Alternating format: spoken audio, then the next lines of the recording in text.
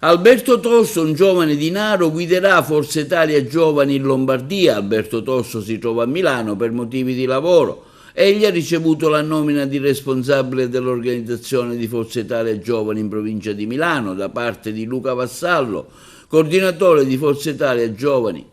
Il coordinatore dei giovani forzisti della provincia di Milano, dopo aver provveduto alla nomina del nuovo responsabile organizzativo, si dice certo che Alberto Tosto svolgerà con impegno e passione questo incarico, dando un nuovo slancio alle attività del movimento giovanile, con iniziative e progetti che coinvolgono tanti giovani, militanti ed eletti per rafforzare il partito di Berlusconi con rinnovate energie ed entusiasmo.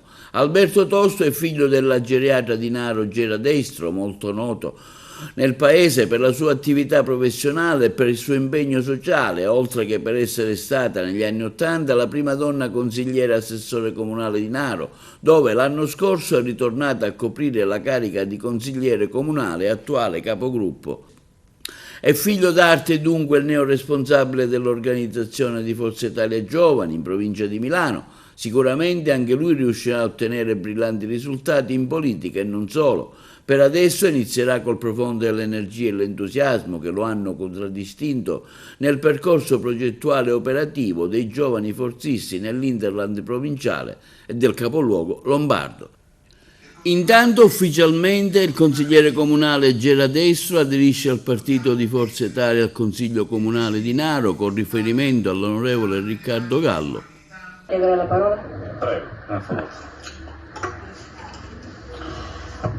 Mi preme portare la solidarietà del nostro onorevole Riccardo Gallo, coordinatore della provincia di Agrigento del partito di Forza Italia. E con questa vicinanza stasera ufficialmente dichiaro di essere Forza Italia. Grazie. Grazie consigliere Destro, porti i miei ringraziamenti all'onorevole Riccardo